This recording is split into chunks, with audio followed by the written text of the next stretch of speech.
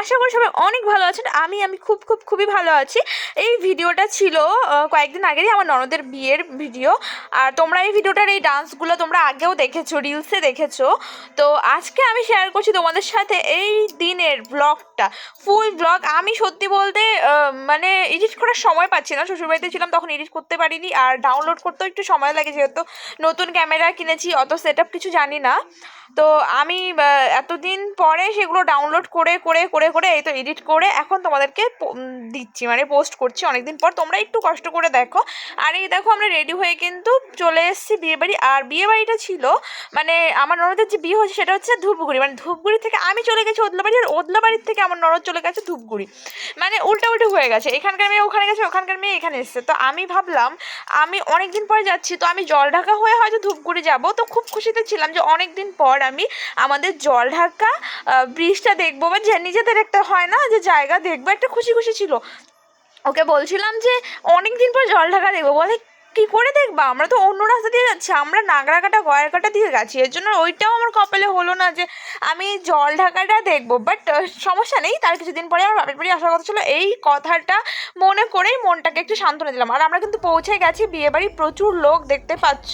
আর আমাকে কেমন লাগছে অবশ্যই কমেন্টে জানিও। কিন্তু এই লেহেঙ্গাটা কিন্তু আমার শাশুড়ি মা আমাকে কিনে দিয়েছে, তার সাথে জুয়েলারিগুলো কিন্তু আমার বর কিনে দিয়েছে, কারণ লেহেঙ্গাটা আমার বরের কেনার কথা ছিল, বাট আমার শাশুড়ি মা আমাকে নিজে কিনে দিয়েছে। আমি এতে অনেক খুশি। আর লেহেঙ্গাটা আমার খুব পছন্দ হয়েছে। তো তোমাদের কেমন লাগলো অবশ্যই কমেন্টে জানাবে, লেহেঙ্গাটা কেমন লেগেছে তোমাদের। আমার তো ভীষণ পছন্দ হয়েছে।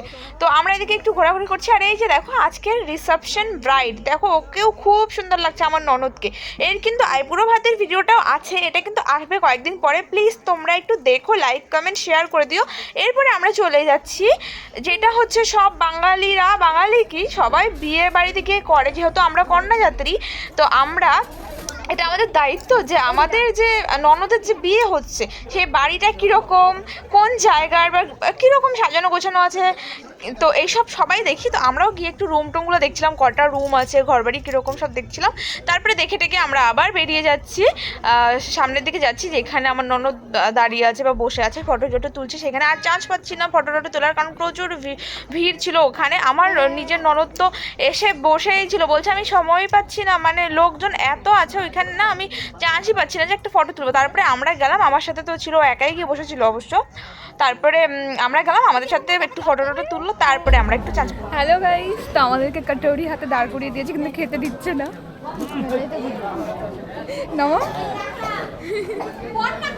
এই এক ফুচকা একমাত্র বড় লোকের থেকে বড় লোক মানুষকে বাটি হাতে দাঁড় করে দেয়।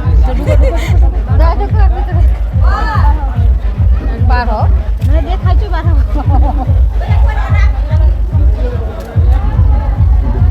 খাবি? আমি খাবো না। কেন খাবো না?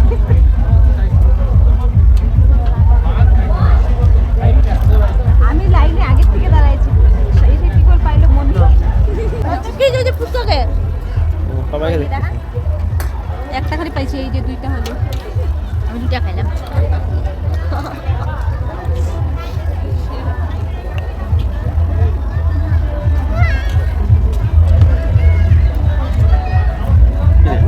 কত খাবি? একটা পেলাম এতক্ষণ, এই একটা হবে। একটা কথা আমি তিনটা পাইছি। ও তো টেপসি। আমি ফার্স্টে এসে পাই সবার থেকে। মামি বলছে আমি কখন দাঁড়িয়েছি, আমাকে দেখা কে সাজাইছে, কে সাজাইছে লোক সাজাই তো ছেলের বউয়ের জন্য এরকম ভাবে বলছো না। জানে না আমি বলেছি, জানে না তাই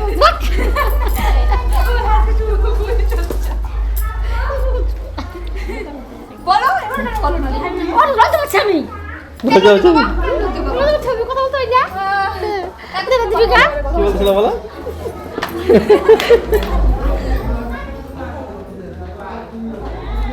খাটটা দেখা দাও, সজ্জার খাট।